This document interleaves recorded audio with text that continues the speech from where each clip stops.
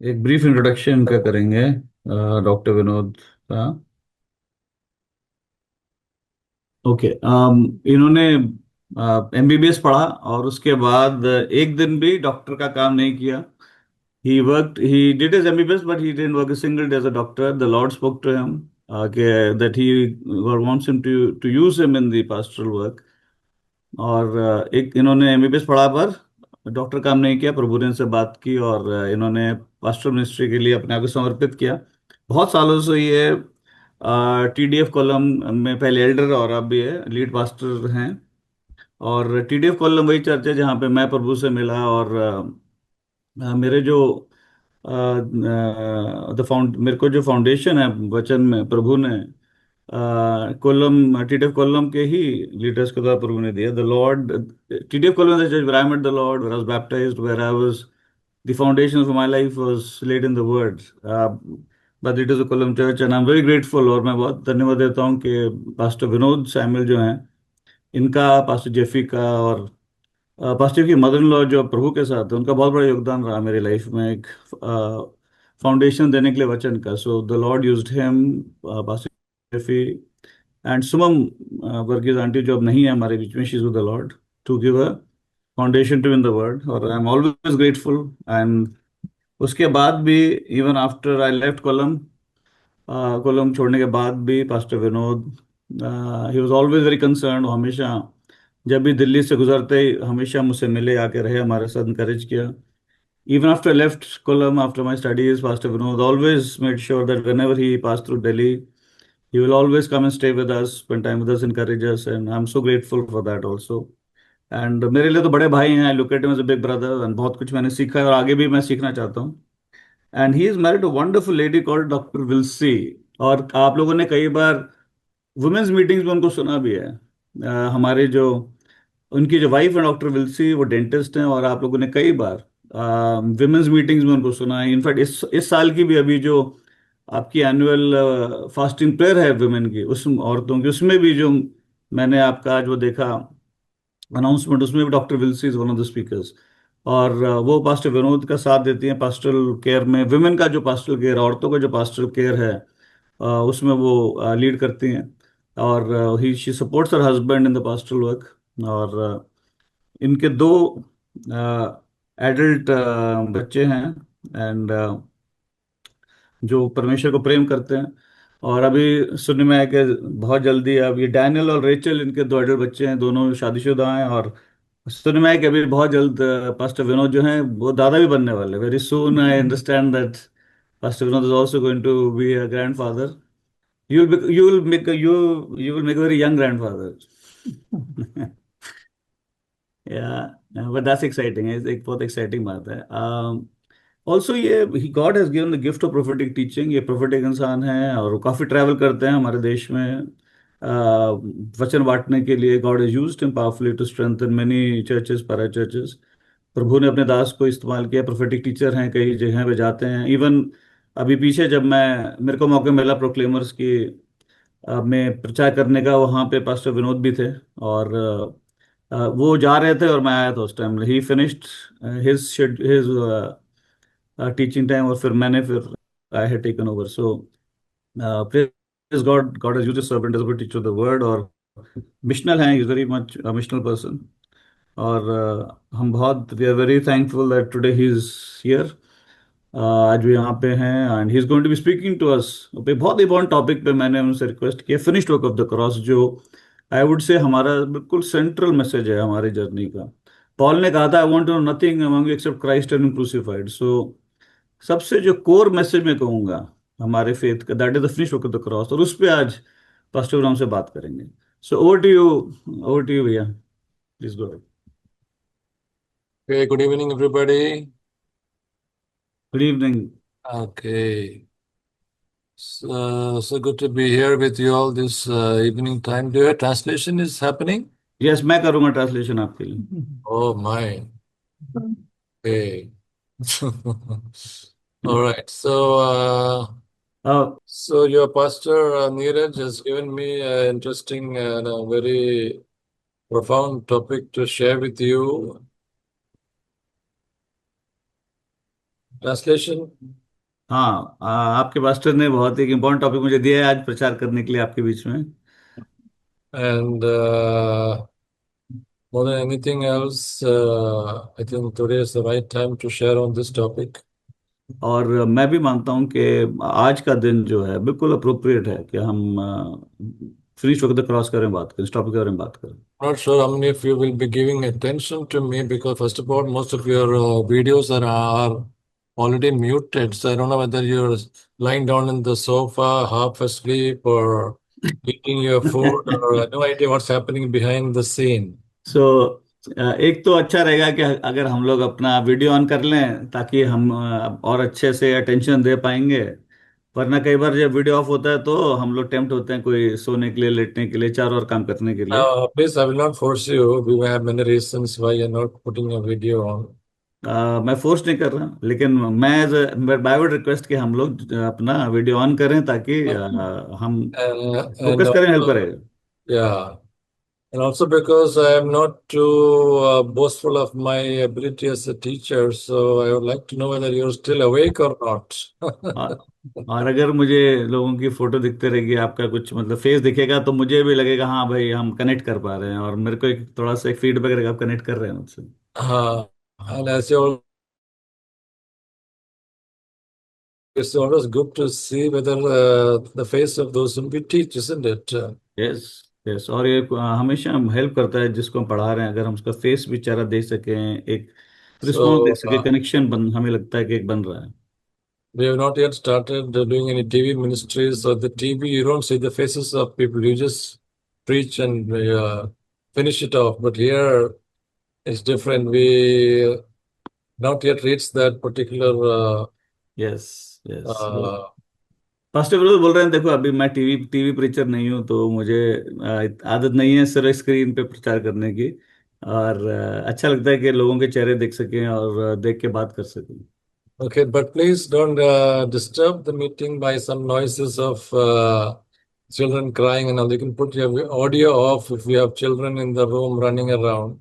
Yes, yes, yes. और आप अपना ऑडियो म्यूट कर सकते हैं। बहुत मैं खुशी है जिसने भी वीडियो ऑन किया, बहुत अच्छी बात है, थैंक यू। और लेकिन बेटर है ऑडियो म्यूट में रखें, ताकि कई बार बच्चे जो हैं वो उनका डिस्टर्बेंस हो जाता है, और कोई और डिस्टर्बेंस है तो बेटर है डिस्टर्बेंस अवॉइड करें। I'm not sure whether your pastor wants me to ask you questions in between. If that's the case, we can put your video audio on also. Do you want interactive session or you want just preaching session? You आपको जैसे करना है आप करो। ठीक है. वैसे बड़े भाई को कभी कुछ मना नहीं कर सकते। Okay, so I mean, so I will ask you a few questions in between just for you to maybe read a verse or something. Okay. ठीक है, ठीक So, है। अभी और अगर वो क्वेश्चन पूछें, अगर आप जवाब देना चाहते हैं, अनम्यूट करके आप आंसर दे सकते हैं। take. And one more thing, I want to know if most of you are more fluent in Hindi or English, because I want to know the language that you are more fluent in this group, just for me to know, so that I can sort of work accordingly. भैया इसमें दोनों, मैं जवाब देता हूँ। इसमें दो हमारे दोनों जो मंडली हैं के लोग हैं, तो कुछ लोग इंग्लिश में कंफर्टेबल, कुछ हिंदी में कंफर्टेबल हैं, इसीलिए हम ये ट्रांसलेशन का कर रहे अच्छा. हैं। और कोई है जो पक्का इंग्लिश नए आने वाले नए आते वाले लोग कोई है? No, you can't speak English at all? Definitely ऐसे लोग हैं भैया हमारे बीच में। ओके, सो या. So let's move on and start with what the Lord has for us today. और अभी चलो हम वचन में जाएंगे और सुनेंगे प्रभु ने हमारे I लिए क्या hope रखा है आज। I hope all of you here are keen on working with the Word of God, which is our only food that we have for our souls. मुझे उम्मीद है कि आप सब लोग प्रभु के वचन के साथ काम करने के लिए तैयार हैं, और वही जो है हमारे हमारे अंदर के इंसान को जो है बलवंत करता है। So it's easy for us to listen to a preaching session, but more when we teach, what's important is that there has to be an interest to learn, isn't it? Interest to understand and apply what is being taught. और मैं ये चाहूंगा कि आप वचन ध्यान से सुने, उसके साथ मेहनत करें, ताकि फिर आप लोग अप्लाई कर सकें जो मैं बोल रहा हूँ। Because you see, no, I mean, no teacher in the school will teach. We like to teach students who are not interested to learn at all. Yes, school में भी वो अगर टीचर लगता था कि कोई स्टूडेंट सीखना नहीं चाहते, तो वो भी अपना उनके साथ टाइम वेस्ट नहीं करता था। So you see, there has to be, I mean, when we teach the Word of God, there has to be not only a desire, but an understanding that I need this food so that I can apply it in my life and become pleasing to God. और जरूरी है कि हम जब वचन सुने तो हमारे मन में हमेशा ये एक थॉट होनी चाहिए कि भैया मैं इस वचन पे चलना चाहता हूँ और ध्यान से मैं सुनूं और काम करूं। I don't know how many of you have yet come to a place where you are actually understanding that the Word of God is something more than just words to obey. अ, आप में से मैं सोच रहा हूँ कि कितने ऐसे लोग हैं जो वचन को देख के सोचते हैं बस वचन बस यही है पढ़ा और बस किसी तरीके से उसको मैंने अब आगे कारता कर लिया। If you see, there is a verse in the book of Hebrews that says the Word of God is living and active. इब्रानियों की किताब में लिखा है कि प्रभु का जो वचन है वो जीवित है और वो चुस्त रीति से काम करता है। So when it says living and active, what it means is actually when the Word of God is comes to us, either in the teaching or when you read the Bible yourself, it is important to note that the Holy Spirit is working behind the scenes. इसका मतलब कि जीवित है और चुस्त रीति से आता है वचन उसका मतलब ये है कि जब प्रभु हमें वचन भेजते हैं पवित्र आत्मा उसमें काम करते हैं प्रभु और पवित्र आत्मा उस वचन को लेके हमसे बात करते हैं। So you're not just hearing a preacher or a teacher talk to you. और आप सिर्फ किसी प्रचारक को या किसी टीचर को नहीं सुन रहे हैं You're actually opening yourself up to the work of the Holy Spirit, परंतु आप अपने आप को पवित्र आत्मा के कार्य के लिए आप अपने आप को समर्पित कर रहे हैं। who actually brings two things in your life when He sends His word to you. पवित्र आत्मा दो काम हमारे जीवन में करते हैं जब प्रभु वचन भेजते हैं पवित्र आत्मा के द्वारा हमारे जीवन में। When the Holy Spirit brings that word to you, जब पवित्र आत्मा वचन लेके आते हैं He actually brings both light and truth. वो रोशनी और सत्य दोनों लेके आते हैं। So you see, it's not just like a textbook that you read in school or college and that you just see some rules in the Bible and okay, now I will do this, I will do that. No, you are getting both light and truth. ये हम जो school की text book या college की text book पढ़ी थी उस हिसाब से नहीं है। अब जब वचन हम पढ़ते हैं और पवित्र आत्मा काम करते हैं तो सत्य भी और रोशनी भी लेके आते हैं। That is why when Peter said something about Jesus, this is what Jesus told back to him.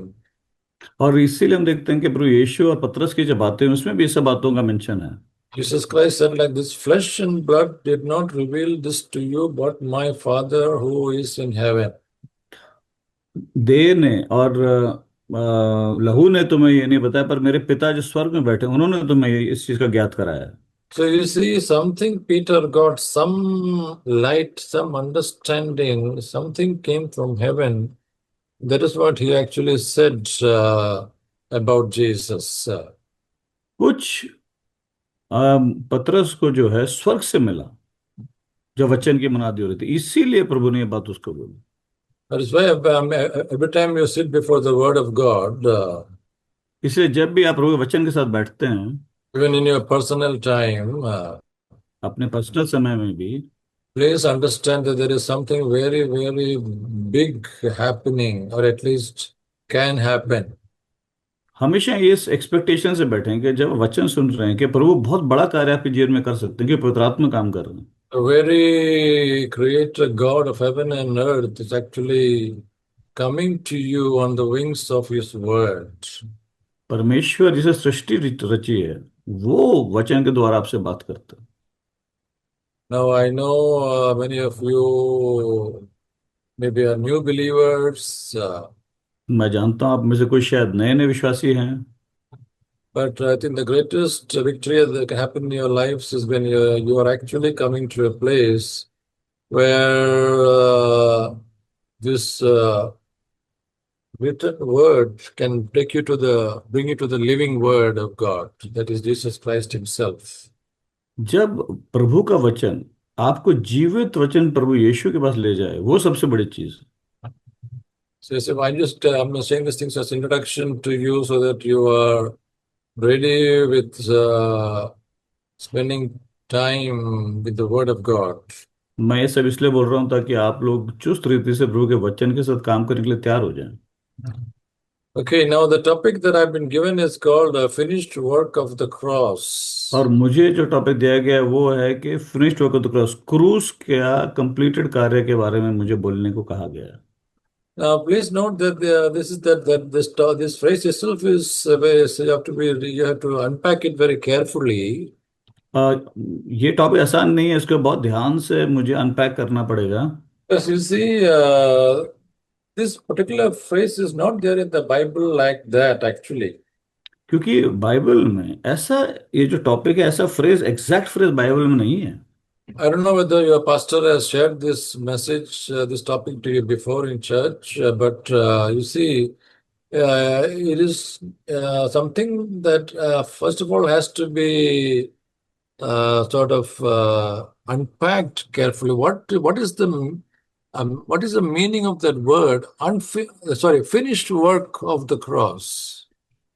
क्रूस के पूर्ण कार्य, इसका क्या मतलब है, ये हमें समझना जरूरी है। Because there can be many thoughts that go to your mind when you hear that phrase, finished work of the cross. हम जब ये फ्रेज सुनते हैं क्रूस का पूर्ण कार्य, तो हमारे हमारे जहन में बहुत सारी बातें घूम सकती हैं उस समय। For example, for example, your thought may go back to the cross itself when Jesus Christ cried out and said, "It is finished." हो सकता है आप ये सर्मन टॉपिक जब आपने सुना, एकदम से आपके माइंड में वो थॉट आई, वो पिक्चर आई, जब प्रभु यीशु ने क्रूस पर कहा कि मैंने सब कुछ खत्म कर दिया है। सब कुछ खत्म कर, वैसे हिंदी में इट इज ऐसे है क्या? फिनिश्ड, इट इज फिनिश्ड, मैंने काम, मैंने, सब कुछ खत्म किया है कि कैसे लिखा है बाइबल में? If you have it is Hindi Bible, finished, just it जैसे इज पूरा फिनिश्ड, हुआ। पूरा क्या पूरा हो गया है? पूरा हाँ हो पूरा गया, हाँ, काम पूरा हो गया, पूरा हाँ। हो गया। Now you see, even when you hear that statement, और when ये you hear that स्टेटमेंट सुनते statement, हैं, many thoughts can go through your mind. बहुत सारे जो विचार हमारे मन से गुजर सकते हैं। Because when Jesus said, पूरा हो, सब कुछ पूरा हो गया है, ये हम क्या हम हिंदी में सब कुछ है कि नहीं? इज इट जस्ट पूरा हो गया या सब कुछ पूरा हो गया? रश्मित, व्हाट डज इट से when it says it is finish? सब कुछ पूरा हो गया, सिर्फ पूरा हो गया? सब पूरा हुआ। सब पूरा सब हुआ, पूरा हुआ। सब ओके, पूरा हुआ। थैंक यू अच्छा। रश्मित, ओके, सब पूरा हुआ। Okay. Now you see, it can mean that Jesus Christ just came to finish what he was sent on earth to do, isn't it? हमें उससे ये हम थॉट ले सकते हैं कि भैया प्रभु यीशु जो करने आए थे वो पूरा कर लिया उन्होंने। Now he is going back and he's got some other finished work in heaven, but whatever he was sent to do on earth, he has now finished that work. तो कई बार हम ये भी सोच सकते हैं कि जो धरती पे उनको काम था वो उन्होंने पूरा कर लिया, अब स्वर्ग चले गए, वहां भी कुछ कर रहे होंगे, अपने वहां भी अधूरा काम पूरा कर रहे होंगे, ये भी हम सोच सकते हैं। So can you see that phrase by itself can have various meanings depending on the person who is hearing this phrase. सो कई बार जब हम सरमन टॉपिक ऐसा सुनते हैं तो हमारे दिमाग में बड़े सारे विचार गुजर सकते हैं। So let me explain a bit more about this phrase itself, because it is not there in the Bible, just like the word Trinity is not in the Bible. This phrase is not there in the Bible just like that. Of course, Christ said it is finished, but he did not explain that in detail, and we have to really get it from all the other portions of Scripture. What does it mean? Yes, प्रभु यीशु ने कहा कि सब कुछ पूरा हुआ, लेकिन ये जो finished work of the cross है, ये क्रूस का पूर्ण कार्य, ऐसा ऐसा कोई स्टेटमेंट हम नहीं देखते बाइबल में। So let's actually begin by telling you that you have to have a picture of Old Covenant and New Covenant that is there in the Bible, Old Testament, New Testament. ये बहुत जरूरी है कि नई वाचा पुरानी वाचा, इसका हमको एक पिक्चर, एक दृश्य हमारे मन में, हमारे दिल में होना बहुत जरूरी है। Because you see, in the Old Covenant and Old Testament, क्योंकि हम देखते हैं कि जो पुरानी वाचा है उसमें God actually also was offering a way for man to actually walk with him. क्योंकि हम देखते हैं पुरानी वाचा में भी परमेश्वर ने एक एक रास्ता, एक तरीका दिखाया था कैसे इंसान जो है प्रभु के साथ चल सकता है।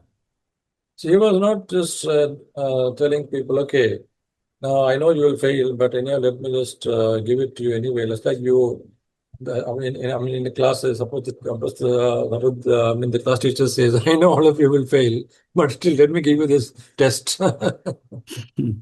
ये नहीं था कि प्रभु बोल रहे थे कि तुम तो फेल हो गए, फिर भी चलो मैं तुम्हें टेस्ट दे देता हूं। ऐसा नहीं था पुराने नियम में भी। Now, the reason why the Old Testament did not actually work was because God was expecting both sides to actually work together to actually succeed. पुरानी वाचा क्यों सक्सेसफुल नहीं हुआ? क्योंकि पुरानी वाचा में प्रभु चाहते थे कि दोनों तरफ, प्रभु भी और प्रभु के वाचा पर लोग भी, वो मिलकर काम करें, पर वो उसमें वो सक्सेस नहीं हुआ, वो सक्सेसफुल नहीं हो पाया। And that is why the Old Testament did not succeed. It was not because God was actually trying to play a game with them. Don't say that way at all. पुरानी वाचा के लोग ज्यादातर क्यों ठीक से रीति से नहीं चल पाए, इसलिए नहीं कि प्रभु गेम्स खेल रहे थे, पर क्योंकि प्रभु ये चाहते थे कि वो और वाचा वाले बांधे लोग वो मिलकर काम करें, और वो ठीक से नहीं हुआ। So do you see that at least the least thought that should come to your mind is this: the New Testament, something better is being offered. आपके मन में ये जरूर विचार आना चाहिए कि नई वाचा में कुछ बेहतर हमें दिया गया है। Hallelujah. Because if this same thing was given in the New Testament, then what's the big point? क्योंकि अगर नई वाचा में और पुरानी वाचा में सेम ही चीज दी गई, तो बिग पॉइंट क्या है फिर? Because if suppose in the New Covenant, God is saying, okay, now I will do my part, I will send Jesus for you, and I will do everything from my side. And now you have to do everything from your side, and then it will succeed. Then can you say, then again it's back to square one, isn't it? अगर नई वाचा में भी यही यही प्रभु कह रहे हैं कि मैं प्रभु यीशु को, अपने बेटे को भेज रहा हूँ और मैं अपना उसमें पूरा काम कर रहा हूँ, और तुम भी अपना पूरा करो तभी सक्सेस होगा, तो फिर पुराने और नई वाचा में क्या फर्क है? So can you see, there is something different happening here. That's why this phrase, finished work of the cross, is very, very important. कुछ अलग नए वाचा में हुआ है, इसीलिए क्रूस के पूर्ण कार्य को समझना एक बड़ी गंभीर और इम्पोर्टेंट विषय है।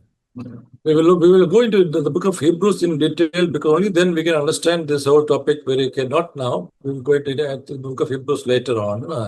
हम थोड़ी देर बाद इब्रानियों की किताब को डिटेल में पढ़ेंगे और ज्यादा समझ पाएंगे कि प्रभु यीशु ने क्या काम हमारे लिए किया है। I don't know how many of you read Hebrews, because Hebrews is not a very easy book to read. मुझे नहीं पता आप में से कितने लोग इब्रानियों की किताब पढ़ते हैं, क्योंकि इतनी आसान नहीं है वो किताब समझना। And after reading also, you get all confused because so much are talking about priest and this and that. We say, अरे बाप ये क्या हो रहा है भाई?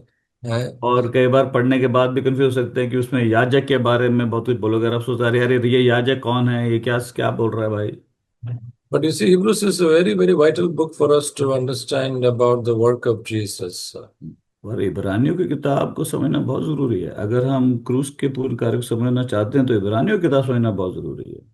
Even though the word cross is mentioned there only once, actually, और जो क्रूस का जो शब्द है वो एक बार मेंशन किया गया the book of Hebrews. इब्रानियों की किताब में, एक बार क्रूस वर्ड बोला But गया। the whole book is actually talking about the work of the cross. The word blood is mentioned so many times in the book of Hebrews. और जो जो लहू वाला वर्ड है वो तो बहुत बार बोला गया है इब्रानियों की किताब में, और क्रूस वचन जो है वर्ड जो है एक बार बोला गया है। So we will go to that in detail for us to understand about this new covenant and all that. और हम डेफिनेटली इब्रानियों की किताब में जरूर जाएंगे नए वाचक और अच्छे से समझने के लिए। But let's start with this verse. Can someone read from me in Hindi, please? 1 Corinthians chapter 1 and verse 19.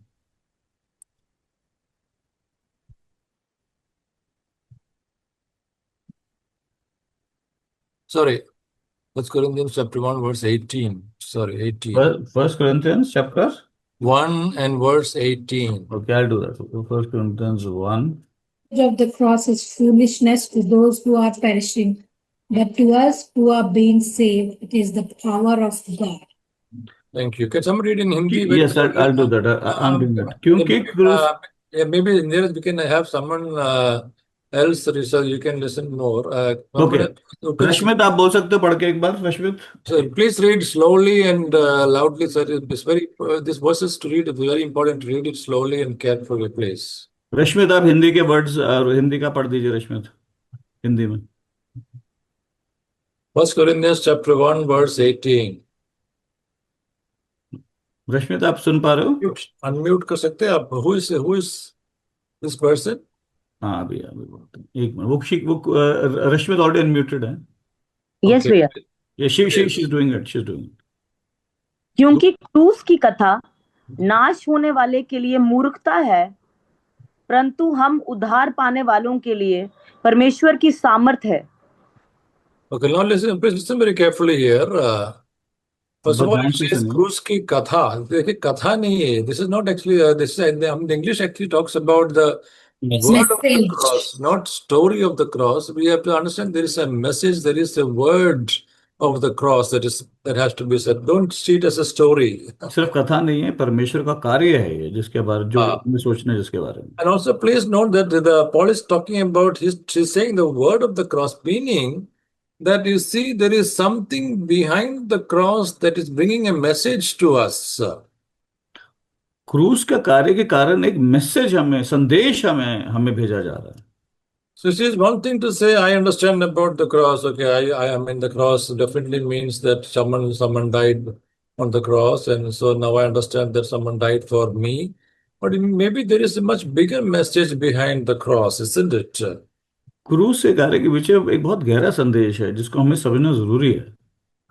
So please don't come to a place where you're saying, okay, I know all about the message of the cross. I know हमें all about कभी the cross. हमें कभी ये नहीं समझना चाहिए कि मैं क्रूस के कार्य का संदेश को पूर्ण रूप से समझ गया हूँ। इस हमें डिसेप्शन में नहीं आना चाहिए। Because you see, Paul is saying, hey, in fact, he is trying to explain to us later on what is this message of the cross. Now, which one thing to look at a cross, it's another thing to understand what is the truth behind the cross. What all is happening when the cross, Jesus died on the cross.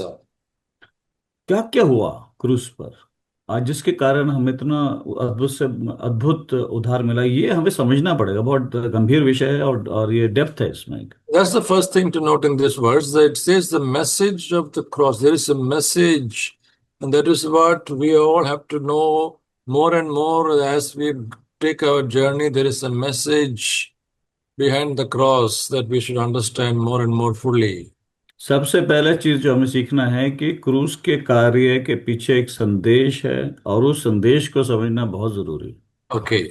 And now the second thing is that he says here, it is foolishness to those who are perishing. In Hindi it says, और रश्मित, हिंदी में क्या लिखा है? It is foolishness to those are perishing. Exact मूर्खता, मूर्खता। नहीं पूरा पढ़ो, पूरा पढ़ो. पूरा लाइन पढ़ दो रश्मित।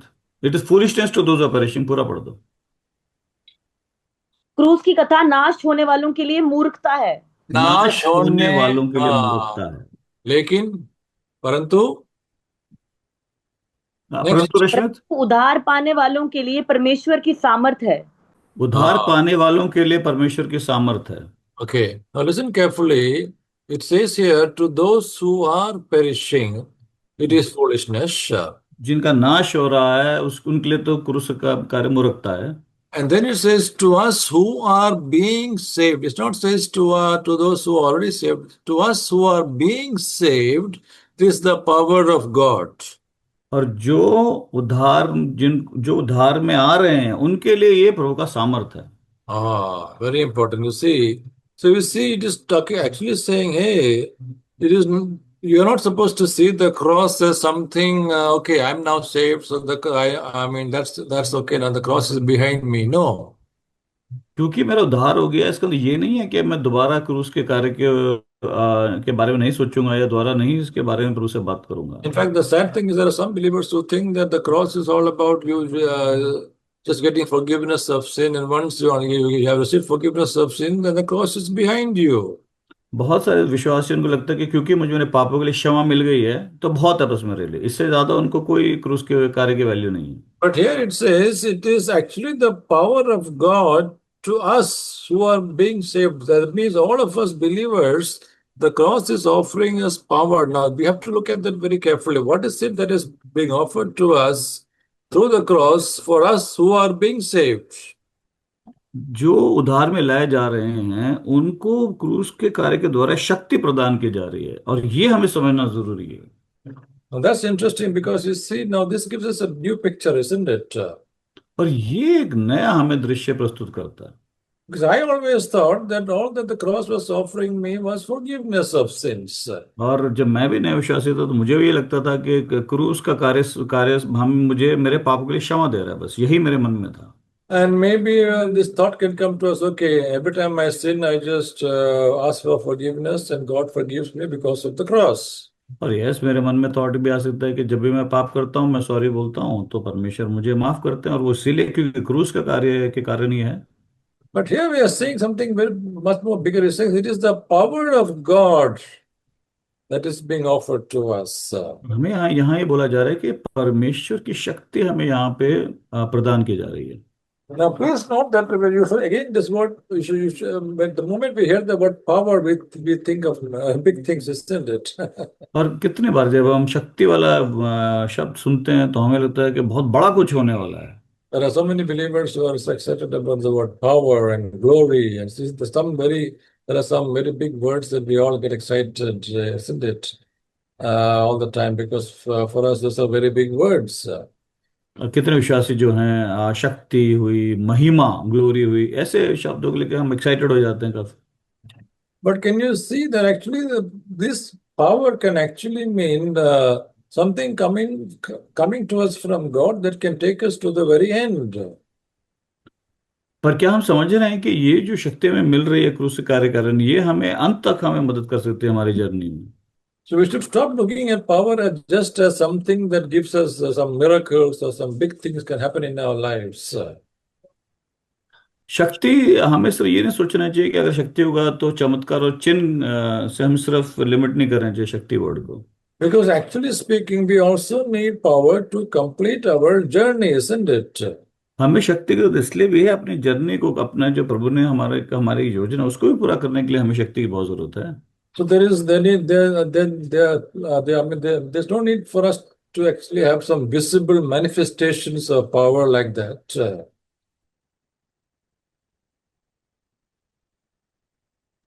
तो सिर्फ हम जब वर्ड शक्ति के बारे में सुनते हैं तो सिर्फ चमत्कार चिन्ह के बारे में सिर्फ नहीं हमें सोचना चाहिए। For many believers, I actually think of them when I think of their understanding. I think of them as frogs. You see? एक बार जब मैं कुछ नहीं, एक बार नहीं, मैं बहुत बार मेरे मन में ये है बहुत कि बार मेरे मन में ये आता है कि जब मैं विश्वासियों के बारे में सोचता हूँ तो मैं जो जो फ्रॉग है उसके बारे में मैं सोचता हूँ। क्या फ्रॉग क्या बोलते हैं हिंदी में? मेढक, मेढक है ना? मेंढक, मेंढक, मेंढक। अरे हाँ. वाह, आपको तो काफी हिंदी आ Now, रही you है। see, the frog does not walk, isn't it? The frog actually, most of the time, the frog jumps like this. That's the way it progresses, isn't it? मेंढक चलता नहीं है, मेंढक मेंढक तो उछाल उछाल चलता कूद है, करता लेकिन रहता there's है, more वो greater फुदकता thing. रहता है, Ah. वो फुदकता रहता है। So you see, some believers think that their journey is like that. They have to keep on one power, another power, and they think that's how they are supposed to move in their Christian journey, isn't it? कई विश्वास में ऐसा लगता है कि मेंढक की तरह हमें भी वो फुदकते रहना है, एक के बाद एक, एक के बाद एक। It's almost like they think of their journey as the Lord is giving them one push, then another push, another और push. That's how they continue their journey, isn't it? कई विश्वास में ऐसा लगता है कि प्रभु के चलने का मतलब है कि मेंढक की तरह फुदकते रहना है। प्रभु ने एक बार पुश दिया, फिर मैं कूदा, फिर थोड़ा कूदा, फिर मैं कूदा, फिर मैं कूदा। And also, I mean, even more dangerous is to begin to think that, hey, this push means one miracle should happen. So one miracle हाँ, happens, I take one jump. Next miracle, another jump. So we begin to see that it is this miracle that is taking us forward. Yes, yes.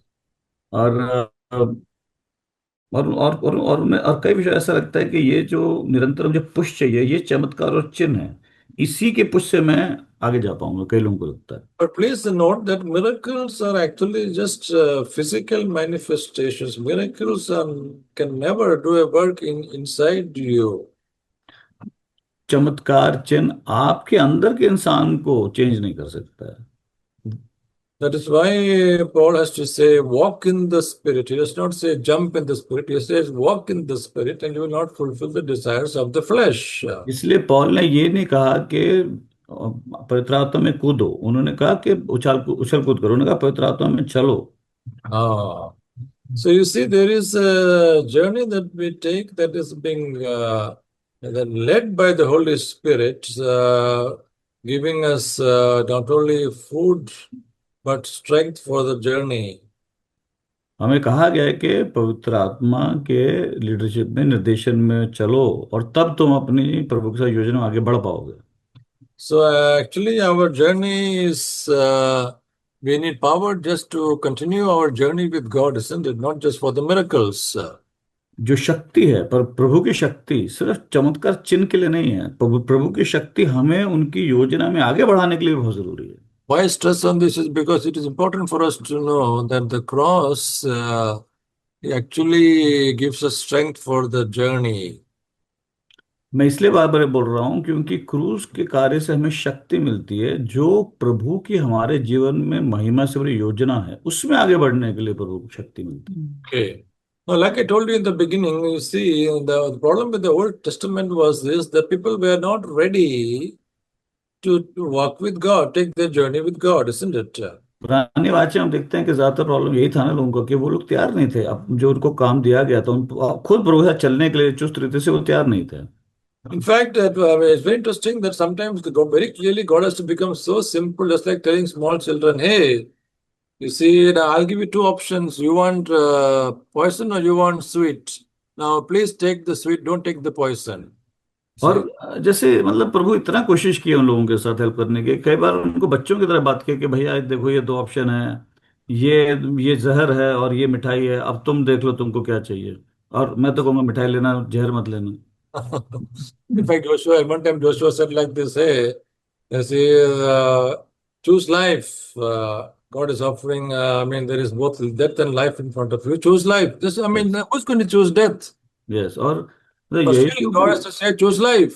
Yes, यीशु भी एक बार बोले उनको कि देखो आपको चुनाव करना पड़ेगा, आप जीवन चुनाव कर सकते हैं, मृत्यु का चुनाव कर सकते हैं। और मैं तो ये कहूंगा, यीशु उनको बोला कि आप जीवन चुने। अब सोचने वाली बात है कि अगर चूज करने को मिले तो कोई भी मृत्यु नहीं चूज करना चाहेगा, सभी जीवन चूज करना चाहेंगे।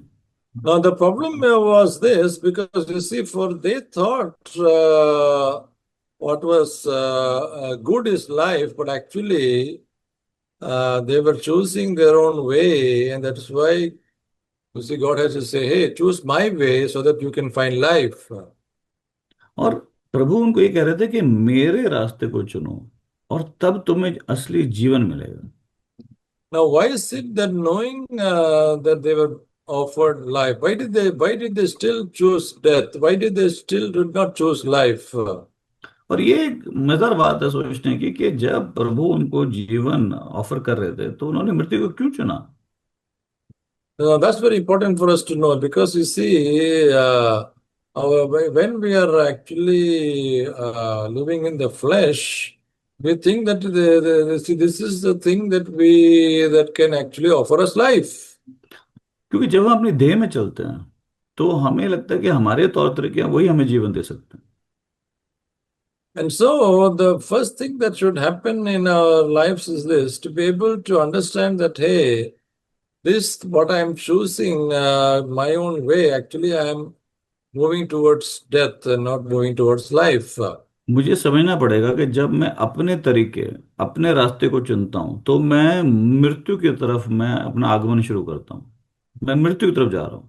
So let me put it this way before you. When we understand the message of the cross, जब हम क्रूस के कार्य को समझते हैं, because you see on the cross two things happened.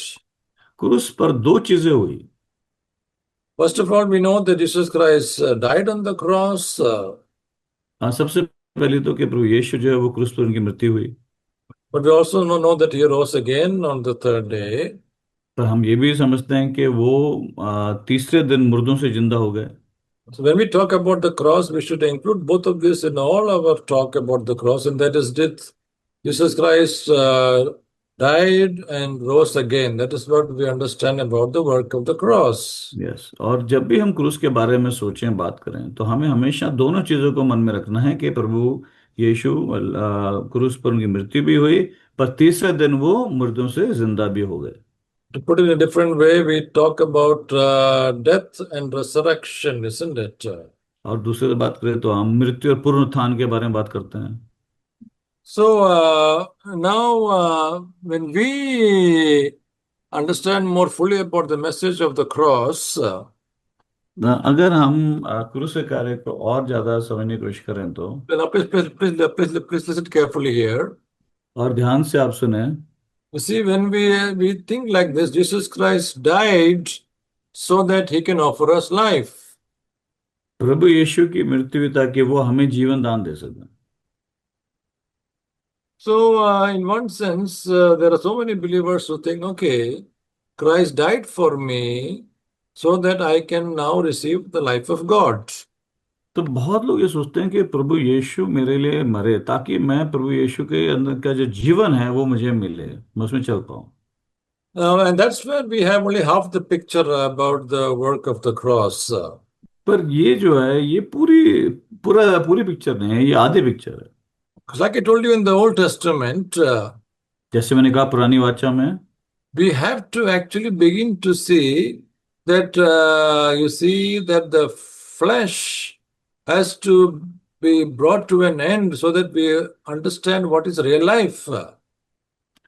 हमें ये समझना पड़ेगा कि हम अपने देह के कार्य में नहीं चल सकते, वरना हम कभी भी जो असली जीवन प्रभु यीशु में उसमें नहीं चल सकते।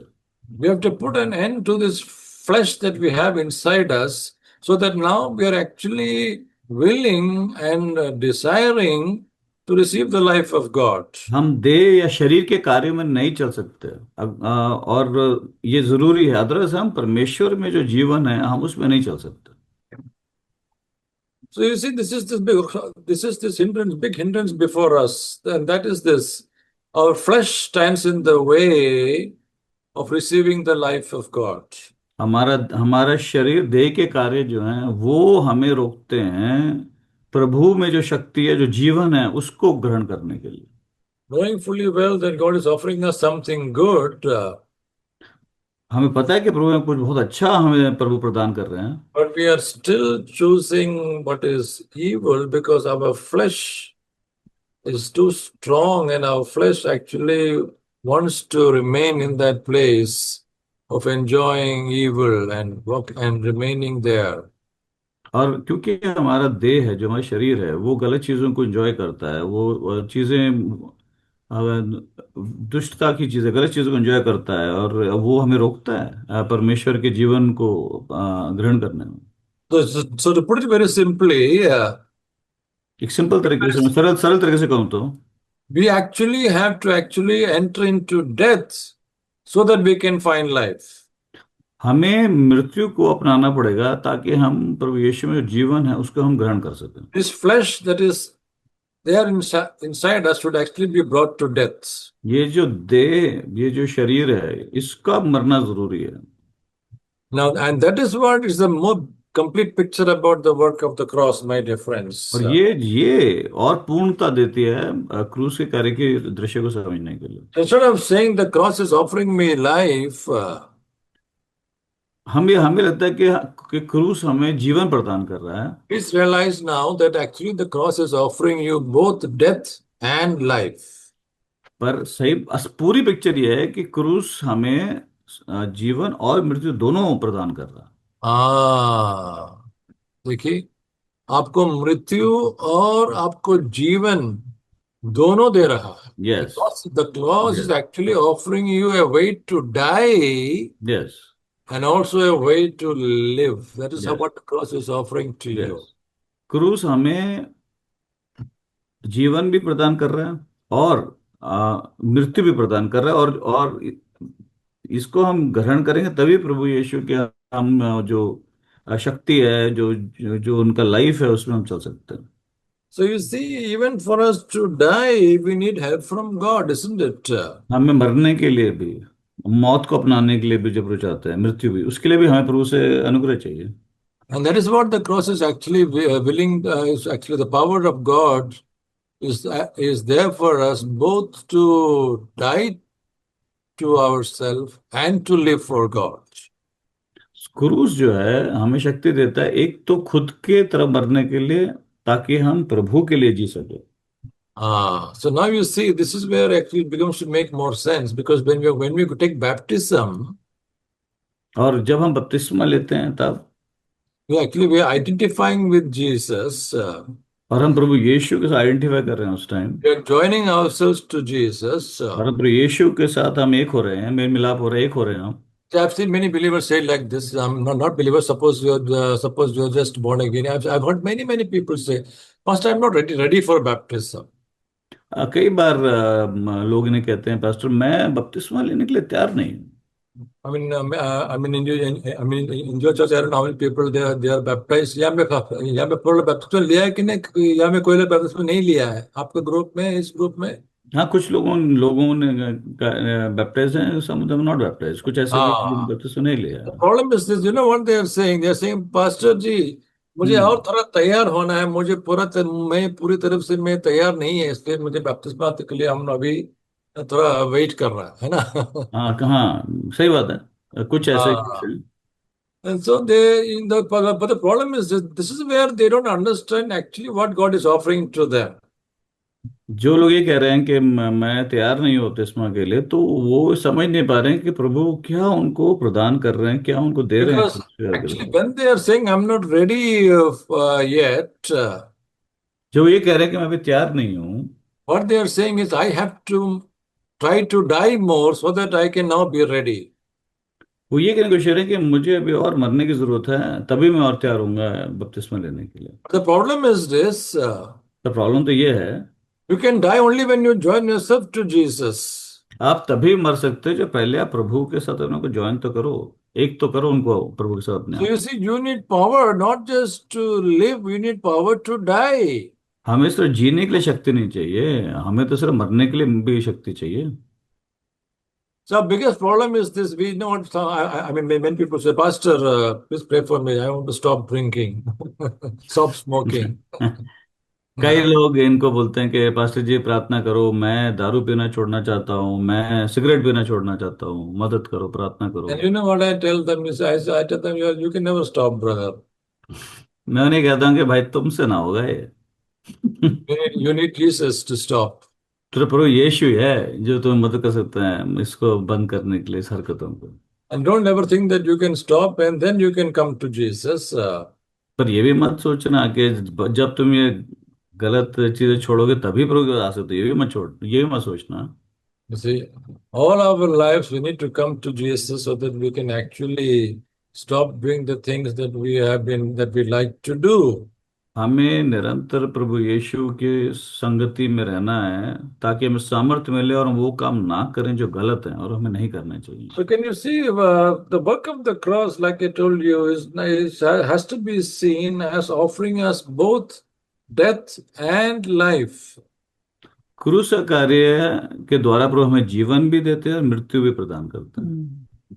All right. So you see, now this is how we should start thinking a bit more fully about the work of the cross. अब अगर ये फाउंडेशन हमें मिल गया है तो हम और अच्छे से क्रूस के कार्य को समझ पाएंगे। So we have to move on from here. अब यहाँ से आगे बढ़ते हैं, Because then we have to move on to think about how we progress. How does the cross help us to progress in our journey? क्रूस कैसे मदद करता है कि हम प्रभु की जो महिमा से भरी योजना है हमारे जीवन के लिए, उसमें और कैसे हम आगे बढ़े। When we think of life even here, we have to understand how does this cross help us to continue our journey with God. Even जब हम इस धरती पे हैं तब भी हमें क्रूस की मदद की जरूरत है, तभी हम जो प्रभु की योजना है हमारी धरती पर, तभी हम उसमें आगे बढ़ सकते हैं। On one side, we have begun to see that the cross is giving us both death and life so that we can actually join our, that's why Christ is, it's like Christ is saying, hey, come to me, you can die at the cross, I'm offering you death, come.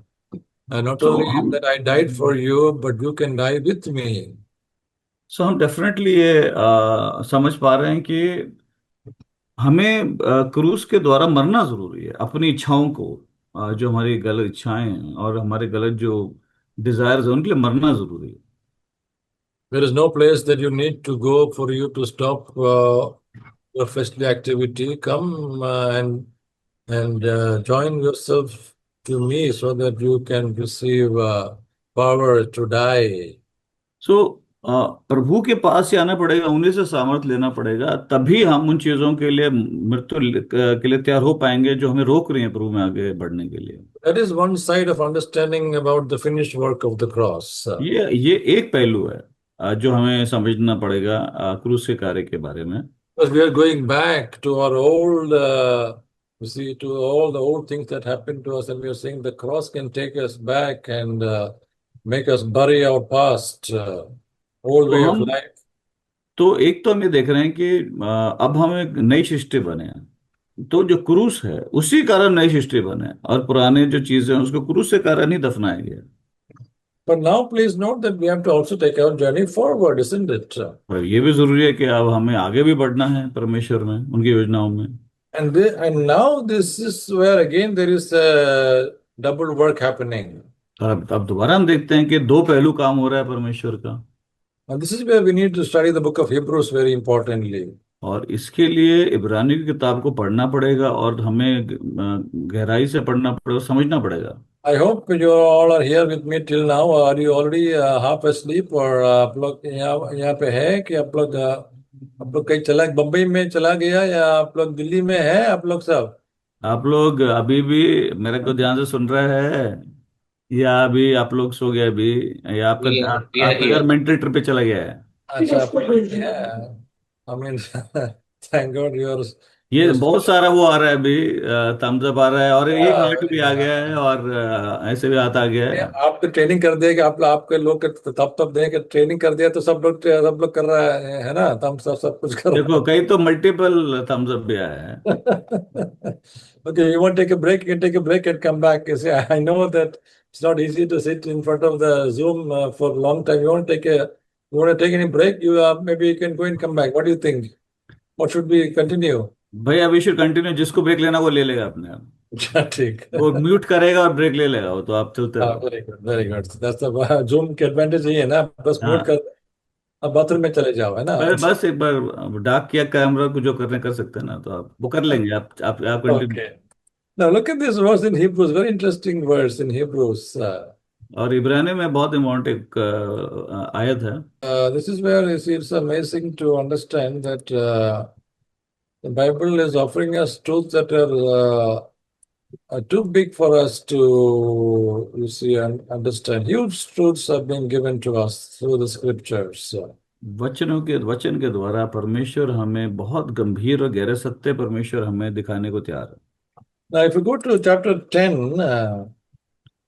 Rashmit, are you available to read the scriptures in Hindi? Rashmit? Yes भैया। Okay, और Okay. हम अगर 10th chapter की तरफ जाएं तो okay. Now, we don't have time to go through all the details. I'd love to take you to the book of Hebrews, the entire book, because it's such a wonderful book. And to be able to see it's so important to know the progression behind the book of Hebrews. But we just have to break in between. So in chapter 8, what we see is they're talking about the two covenants and saying, look at chapter 8. I mean, we can't read the entire chapter. Chapter 8 हम थोड़ा सा पढ़ेंगे, वो पुरानी और नए वाचा दोनों के बारे में बात But if we can कर read रहे from हैं। verse 6 onwards, read a few verses from verse 6. Rashmit, आप 6th वर्ष से आप पढ़ना शुरू करें, इब्रानियों 8 का 6 से पढ़ना शुरू करें। Ah, पर उन याजकों से बढ़कर ah, सेवा यीशु को मिली, क्योंकि वह और भी उत्तम वाचा का मध्यस्थ ठहरा, जो Hmm. और उत्तम प्रतिज्ञाओं के सहारे बांधी गई है। we can just read down till verse 11, 12. पढ़ते Read the रहो entire Rashmit. chapter. Okay sure हाँ, पास्टर। क्योंकि यदि वह पहली वाचा निर्दोष होती तो दूसरी के लिए अवसर ना ढूंढा जाता, पर हाँ। वह उन पर दोष लगाकर कहता है, प्रभु कहता है, देखो वह दिन आते हैं कि मैं इजराइल के घराने के साथ और यहूदा के घराने के साथ नई वाचा बांधूंगा।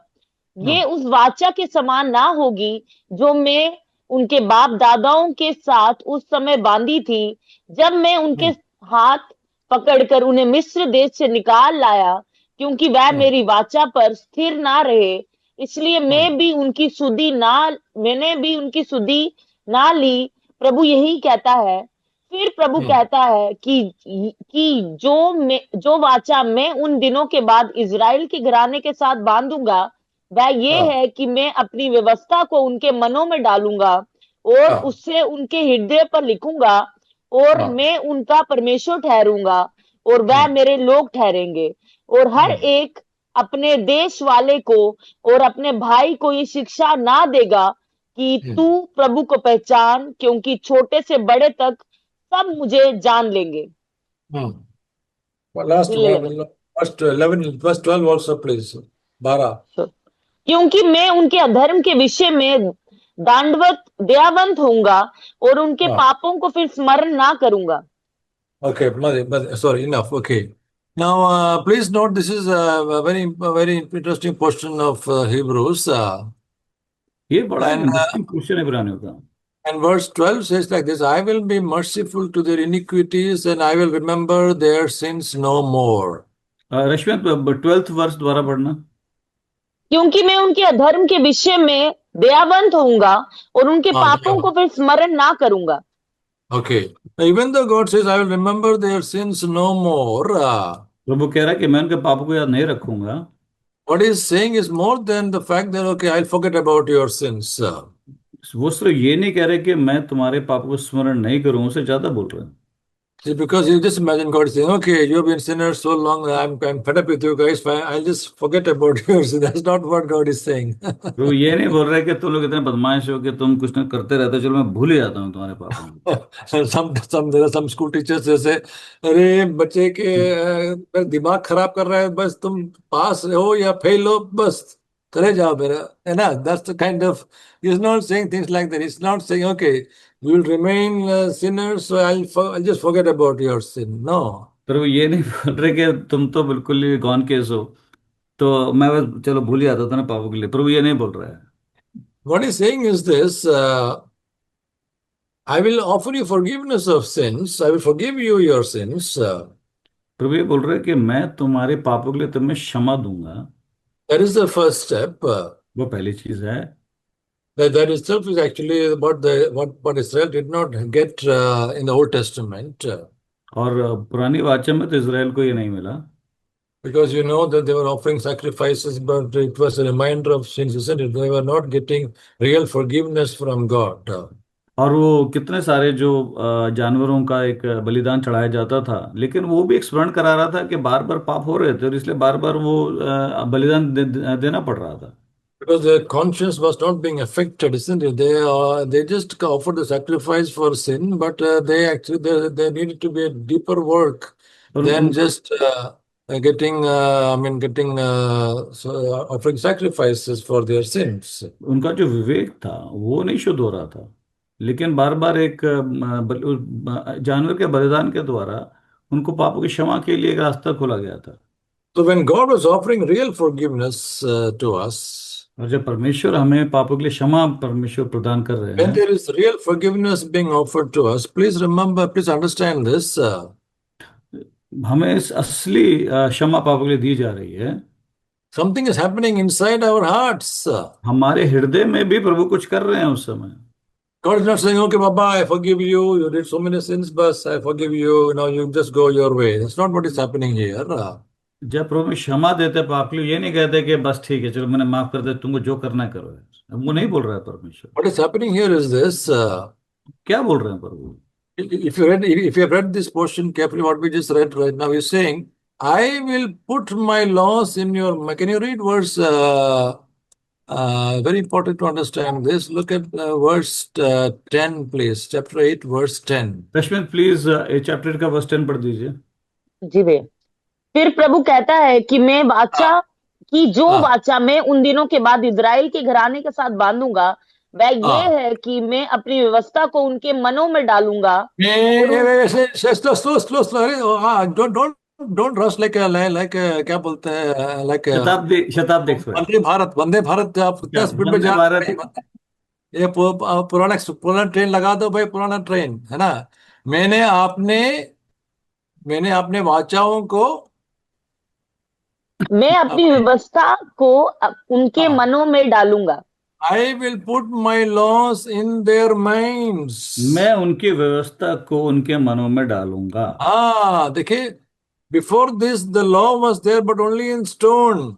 पहले जो व्यवस्था था वो सिर्फ स्टोन में था, पत्थर में था। God gave them the law through Moses, but it was not written in their minds. It was actually given to them in stone, and so they had to look at the law and say, okay, we will obey this. मूसा के द्वारा जब प्रभु ने व्यवस्था दिया तो वो तो पत्थर में था। But now what's happening is this: God is saying, "Hey, I will write my laws in your minds, because you had it in stone, but your mind was not there. You did not want to do it. Your mind was not there. You just imagine, even today, there are you see when you see the traffic or the rules, isn't it? Yeah, our mind is not there to obey. हमें लिखा है कि है ना, there's a traffic board that says 70 kilometre. हम लोग highway में कितना कितना चलाते हैं हाईवे में? राइट, एक तो सौ हमारा एक सौ बीस. इवन इवन ट्रैफिक रूल भी हमें ओबे करना बड़ा मुश्किल लगता है। अगर स्पीड लिमिट है 70 का, तो हमें बड़ा मुश्किल लगता है वो 70 स्पीड मारने का। हम तो अपना 100 पे चला रहे गाड़ी को।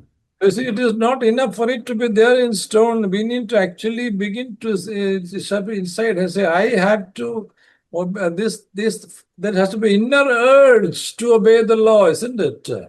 सिर्फ व्यवस्था पत्थर में होना काफी नहीं है, हमारे अंदर से कुछ कार्य हमारे हृदय में होना चाहिए कि हम इस व्यवस्था को हम लोग माने, मन से, दिल से माने।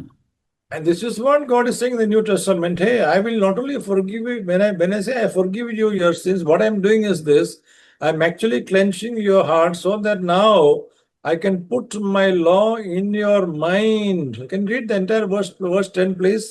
दोबारा पढ़ दीजिए रश्मित, वर्स 10। फिर प्रभु कहता है कि जो वाचा मैं उन दिनों के बाद इजरायलियों के घराने के साथ बांधूंगा, वह हाँ। ये है कि मैं अपनी व्यवस्था को उनके मन में डालूंगा मैं और अपने उसे व्यवस्थाओं को उनके मन में डालूंगा. देन उसके बाद और उसे उनके हृदयों पर लिखूंगा. उनके हृदयों पे लिखूंगा. I will write them on their hearts. Yes, मैं उनके हृदय पर लिखूंगा, उनके मन में डालूंगा। See, he is actually going to make your heart of stone a heart of flesh.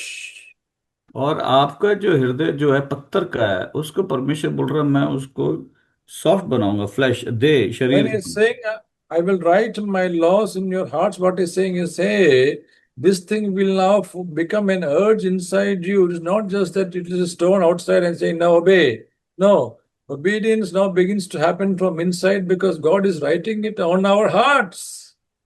क्योंकि प्रभु अपनी व्यवस्था को हमारे हृदय पे लिख रहे हैं, अब हमें अंदर से एक अर्ज आ रही है, अंदर से अब हमें परमेश्वर की एम्पावरमेंट आ रही है कि अब हम इसको, प्रभु की व्यवस्था को जीना चाहते हैं।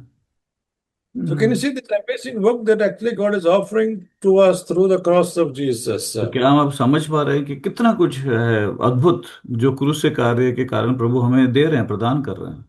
Now this is where this chapter 10 makes sense to us now. Can you read chapter 10 of Hebrews, please? अब चैप्टर 10 में जाएंगे रश्मित, अभी चैप्टर 10 में जाएंगे Rashmit. Now look at there. Please read just two verses. I'll just give you two verses because we can't read the entire chapter. और अब हम look at, दो can वर्स पढ़ेंगे। you read, or else can you read just a few verses? Can you read from verse 10 of chapter 10 to verse 14 of chapter 10? Rashmit chapter Hebrews 10 का, इब्रानियों 10 का 10 to 14 आप पढ़ दीजिए। ओके भैया। उसी इच्छा से हम यीशु मसीह की देह के एक ही बार बलिदान चढ़ाए जाने के द्वारा पवित्र किए गए हैं। हर एक याजक जो खड़े होकर प्रतिदिन सेवा करता है और एक ही प्रकार के बलिदान को जो पापों को कभी भी दूर नहीं कर सकते हैं बार बार चढ़ाता है, परंतु ये व्यक्ति तो पापों के बदले एक ही बलिदान सर्वदा के लिए चढ़ाकर परमेश्वर के दाहिने जा बैठा और उसी समय से इसकी बाट जो रहा है कि उसने बेरी उसके पांव के नीचे की पीढ़ी बने, और क्योंकि उसने एक ही चढ़ावे के द्वारा उन्हें जो पवित्र किए जाते हैं सर्वदा के लिए सिद्ध कर दिया है। देखिए, please realize that it's not easy to understand these things. You have to meditate on these verses. I'm just here giving you a half an hour talk, but please go through these verses after this sermon and just meditate this. God has to give you more light in these verses. Very, very important. ये जो आज मेरे प्रचार में मैं इब्रानियों से versus आपको पढ़ा रहा हूँ, आप प्लीज ये मीटिंग खत्म होने के बाद भी थोड़ा समय निकालें पर और मनन करें इस वचन के ऊपर, तो प्रभु और आशीष। Because here it says that that we have been sanctified through the verse 10 says, we have been sanctified through the offering of the body of Jesus once and for all. रश्मि दे पढ़ दीजिए दोबारा। उसी इच्छा से हम प्रभु यीशु मसीह की देह के एक ही बार बलिदान चढ़ाए जाने के द्वारा पवित्र किए गए हैं। पवित्र किए गए, एक ही बार बलिदान चढ़ाने से। एक बार कैसे लिखा है? एक ही बार, हाउ सेम थ्रू वन, एक ही बार बलिदान, बलिदान चढ़ाने से पवित्र किए गए हैं, पवित्र किए गए हैं। Please read once more, please एक बार और पढ़िए। उसी इच्छा से हम प्रभु यीशु मसीह की देह के एक ही बार बलिदान चढ़ाए जाने के द्वारा पवित्र किए गए हैं। Okay, now what this verse is saying is to say, through the offering of Jesus once and for all, just one offering that was given, not just the priest used to offer so many sacrifices, but here we find, it says here, Jesus Christ through one offering has actually set us apart. और पुराने नियम में हम देखते थे जो याजक था वो कई बार जानवर का बलिदान देता था, पर प्रभु यीशु ये कह रहे हैं कि एक ही बार, यहाँ पे कहा जा रहा है कि एक ही बलिदान से अब हम सेट अपार्ट कर दे गए परमेश्वर के लिए। And not just set apart. Look at the next, as you read down, it says like this. और नीचे भी पढ़िए एक बार। Can you read verse 14, please? Yes. क्योंकि उसने एक ही चढ़ावे के द्वारा उन्हें जो पवित्र किए जाते हैं सर्वदा के लिए सिद्ध कर दिया है। Oh, you see, सर्वदा के लिए सिद्ध कर दिया। He is actually, those who are set apart through that same offering is actually taking them on towards perfection. उस एक बलिदान के द्वारा स्वर्दा के लिए सिद्ध कर देगा। अब हमें परमेश्वर सिद्ध अवस्था में लेके जा रहा है। देखिए वो सिद्ध, हिंदी में तो सिद्ध का अर्थ क्या है? सिद्ध है ना, वो उतना वो क्या बोलते हैं? But we need a better word. I think Hindi may have a better word for say perfection. Siddh actually means more of I don't know. Siddh may mean more of right, isn't it? Siddh ho gaya. I don't know. Anyhow, so these few verses are saying like this: through that one offering, God has not only set us apart, but Christ is now sitting at the right hand of God. इस एक बलिदान के द्वारा परमेश्वर ने एक तो हमें अपने लिए अलग कर लिया है, और इसका ये भी मतलब है कि अब प्रभु यीशु पिता के राइट हैंड पर प्रभु यीशु खड़े हैं। And he is waiting. What we waiting for? What? और किस चीज के लिए वो प्रतीक्षा कर रहे हैं? He is waiting for his enemies to become his footstool. और वो उसकी ही वेट कर रहे हैं कि उनके जो शत्रु हैं वो फुटस्टूल बन जाएंगे उनके। Now, please note that his enemies are actually, I mean, our enemies. He doesn't, I mean, for him, I mean, don't think of God having enemies and, okay, what should I do? I have enemies. Actually, what he's saying is this. You see, I am waiting for your enemies, for you to win over your enemies. प्रभु ये कह रहा है, मैं प्रतीक्षा कर रहा हूं कि अब तुम अपने शत्रुओं पर जय पाना सीखोगे। So when we hear that Christ is waiting for his enemies to be brought under his feet, body, actually, because he is the head and we are the body, actually the leg, where is the leg? We are the body of Christ, isn't it? So this body has to actually win over the enemies that is before us. Prabhu so he waiting और हम देह हैं, और वो और हम प्रभु यीशु जो हैं वो सर हैं और हम उनके शरीर की देह हैं, और हमें प्रभु चाहता है कि हम जय पाएं शैतान के ऊपर। So Christ is actually waiting, because as he waits and intercedes for the church, actually we are moving on to perfection. That is this. We are actually, who are set apart for God, are now taking our journey forward, winning over our enemies, because he, with one offering, he has perfected those who are being sanctified. एक बार बलिदान द्वारा प्रभु यीशु ने हमें सिद्ध किया है, जो अब शुद्धिकरण में आगे बढ़ रहे हैं। But can you see these enemies that we have before us? That is what now we should understand as we take this journey forward. अब हमें समझना पड़ेगा कि हमारे शत्रु कौन है और उन पे हम जय कैसे पाएं, ये हमें सीखना पड़ेगा।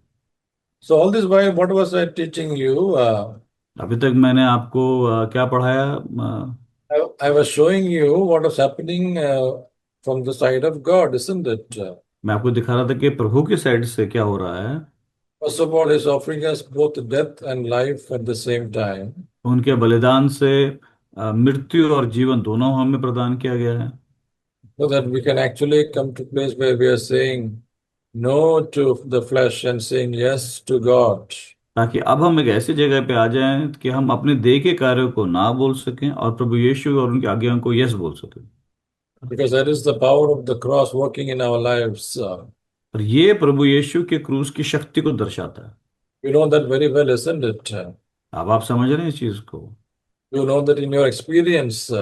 और हम अपने अनुभव में भी, हमें एक्सपीरियंस में, I don't अनुभव में know. भी हमें देखना चाहिए। I don't know how many of you here are truly born again, but if you are born again, my testimony was this. I suddenly came out from trying to live for God to a place where I was saying, hey, now I'm able to live for God. मैं जब प्रभु यीशु से मिला तो मैंने change देखा कि अब मैं सही में प्रभु के लिए जी पा रहा हूँ। पहले मैं ट्राई कर रहा, संघर्ष कर रहा था प्रभु के साथ चलने के लिए बहुत। I was trying very hard, trying to go to church, trying to go to the medical fellowship, and somehow trying to put on a kind of religious atmosphere and trying to pray. Everything I was trying. प्रभु यीशु से मेरी भेंट होने से पहले मैं बहुत कोशिश कर रहा था, मैं बहुत सारी meetings attend, prayer meeting attend कर रहा हूँ, मेडिकल फेलोशिप अटेंड कर रहा हूँ, लेकिन मैं नहीं जी पा रहा था प्रभु के लिए, वो संघर्ष महसूस कर रहा था। पर जब मैं सही में When प्रभु से मिला तो when मुझे the लगा fire, मैं चल पा रहा हूँ प्रभु के साथ। but finally, when the power of God fell on me, what happened was this: I actually began to say, "Hey, I am now really able to succeed in what I was trying all this while." और जब प्रभु की शक्ति मेरे ऊपर पड़ी तो फिर मैं सही में देख पा रहा था, अरे अब मैं वो कर पा रहा हूँ जो मैं पहले नहीं कर पा रहा था। This is the power of the cross, which is offering us both a way to die and a way to live. ये ही प्रभु के क्रूस की शक्ति है जो हमें सिखा रहे कि हम, how can I die to my self, मैं अपनी इच्छाओं को, अपनी योजनाओं को कैसे मर सकता हूँ, और कैसे मैं प्रभु की योजना के लिए और प्रभु के इच्छा के अनुसार मैं जी सकता हूँ। And then we go further into the fact of how are we now able to live and take our journey forward. और अब हमें उसके बाद हमने देखा कि हम कैसे और प्रभु की योजना में आगे बढ़ सकते हैं और सही रीति से चल सकते हैं उनके साथ। And again, it goes back to the cross, isn't it? और दोबारा उसकी शक्ति भी हमें क्रूस के द्वारा ही प्रदान Because होती है। we see that same work that took away our past from our lives is the same work that can push us towards the future, isn't it? Yes, और जिस प्रभु के कार्य ने हमें हमारे भूतकाल में को ओवरकम करने में मदद की, वही अब मदद करेगा हमारे भविष्य में आगे बढ़ने के लिए प्रभु के साथ सही रीति से। You must have all seen the picture of that Artemis. Just yesterday, this great rocket came from America, isn't it? This big rocket that took 4 astronauts to America. और कल एक पिक्चर काफी न्यूज में थी कि एक एक रॉकेट है आर्टेमिस जो अमेरिका से गया, अमेरिका से लॉन्च हुआ। So the power that can actually take you up to the moon was inside that rocket. Isn't it? All the way it went because of the power behind the oxygen and the hydrogen that was there inside the rocket. और rocket में जो gases थी उसके power के कारण वो rocket इतना distance चला गया, इतना उसने इतना रास्ता वो चला गया वो।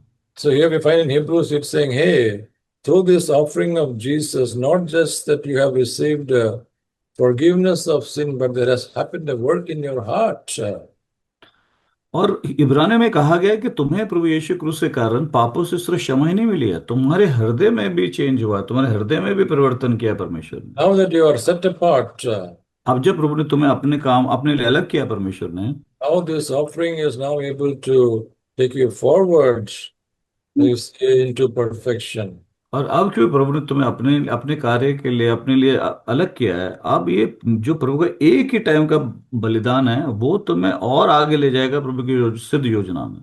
So now let me close with reading down into verse 19 to 22. Very important. और अब मैं वर्स 19 इब्रानियों का चैप्टर 10 का 19 से Because you 22 may, में बात करूंगा। because you may ask me this question, Pastor, if you are saying all this Jesus Christ has done on the cross, then why are we still like this only? Why is no change is happening in us? है ना? Pastor, आप इतनी अद्भुत बातें बोल रहे हैं, लेकिन हमारे जीवन में हम वो परिवर्तन क्यों नहीं देख पा रहे हैं? Or you can say that this pastor, I am still not willing. And for me, the problem is that I can very easily walk away because there are so many friends of mine just went away from God. I am confused. Why are they real believers? What is happening? So all kinds of questions can come, isn't it? और आपके मन में बिल्कुल सवाल आ सकता है कि आप इतनी अद्भुत बातें कर रहे हैं, लेकिन मैं अपने जीवन में वो शक्ति क्यों नहीं एक्सपीरियंस कर पा रहा हूँ? और मेरे कितने सारे दोस्त हैं, वो लोग भी निराश होकर अब प्रभु के साथ सिंसियरली नहीं चल रहे हैं। If you're saying that God is taking all to perfection, then what is this? They're all there. I mean, in our church there were 20, there were 100 people, now only 10 people. What is this? What happened to the rest? हाँ, तो हम ऐसे क्यों हैं कि कितने सारे लोग समय के साथ हम देखते हैं प्रभु से निराश हो जाते हैं और वो आना भी बंद कर देते हैं कलीसिया में। That's why it's so important to look from verse 19 to 22. इसीलिए इब्रानियों का चैप्टर 10 का 19 से 22 जो आयत है उसको समझना बहुत जरूरी है। Please read, sister, please, 19 to 22. इसलिए हे भाइयों, जब हाँ, हमें यीशु के लहू के द्वारा उस हाँ, नए और जीवते मार्ग से पवित्र स्थान में प्रवेश करने का हियाब हो गया है, हाँ, जो उसने पर्दे अर्थात अपने शरीर में से होकर हाँ, हमारे लिए अभिषेक किया है, हाँ, और इसीलिए कि हमारा ऐसा महान महायाजक है जो परमेश्वर के घर का अधिकारी है। तो आओ हम सच्चे मन और पूरे विश्वास के साथ और विवेक का दोष दूर करने के लिए हृदय पर छिड़काव लेकर और देह को शुद्ध जल से धुलवाकर परमेश्वर के समीप जाएं। Okay, amazing. This was very, very amazing verse. Now listen carefully. Let's unpack this verse. अब बड़े ध्यान से जो हमने पढ़ा है उसको उसको अनपैक करते हैं, खोलते हैं उसको। आप लोग सब यही है? आप लोग चला गया? आप लोग सब यही है? अभी सब लोग यहीं है या कुछ लोग चला गया, सो गया? Okay, now just give me just few more minutes and I'm done. Okay, just few more minutes. Okay, just 10 minutes more. Okay. Now look at this words carefully, please. सिर्फ 10 मिनट और ध्यान से सुनिए, फिर मैं समाप्त कर दूंगा। ध्यान से प्लीज सुनिए। There are four things that is mentioned here that has happened in our life. That is there. That has happened. 4 चीजें हैं जो हुई हैं और जो हमें समझनी होंगी इन वर्सेस जो हमने पढ़ा उसके द्वारा। Writing it down, you can even write it down. It's very important. अच्छा रहेगा आप नोट्स बना सकें और ये लिख सकें तो बहुत बढ़िया रहेगा आपके लिए। Says like this: since we have confidence to enter by the blood of Jesus. The first thing is number one, confidence to enter, to come to God because of the blood of Jesus. सबसे पहली चीज जो हम note कर सकते हैं कि प्रभु यीशु के लहू के कारण अब हमें एक नया कॉन्फिडेंस मिला है कि हम पिता के उपस्थिति में आ सकते हैं। Number one is able to enter into the holy place. तो सबसे पहली चीज, हम पवित्र स्थान में आ सकते हैं और पवित्र प्रभु का संगति कर सकते हैं। Number two is this, that here this we have a new and living way, that is through his death on the cross. This, you see, this that is, the veil was torn. That is, we have a new and living way through his flesh. दूसरी चीज, उसके देह के द्वारा अब एक नया रास्ता हमारे लिए खुल गया है। Number three is this, और तीसरी चीज, we have a high priest. He has gone to the house of God. He's there now. He's sitting on the right hand of God. There's a high priest who has done the work for us, and now he's there.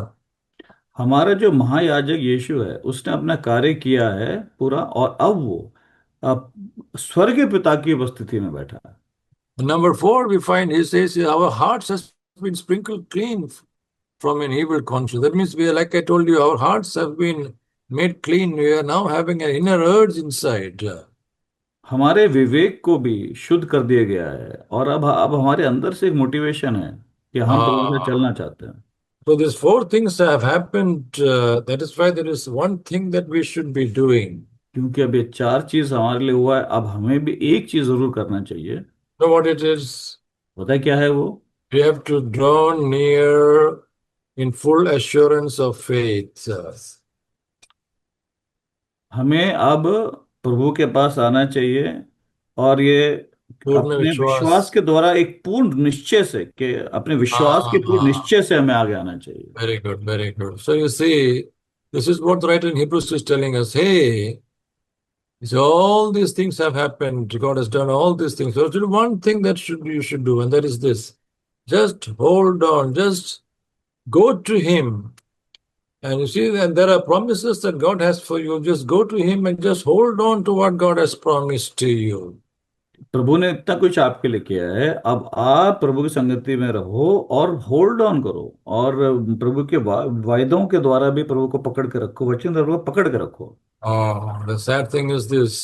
पर Many दुख की बात यह है, many people are not able to hold on to what God has promised. पर बहुत ऐसे लोग हैं जो प्रभु के वायदों वायदों को पकड़ के नहीं रख रहे हैं।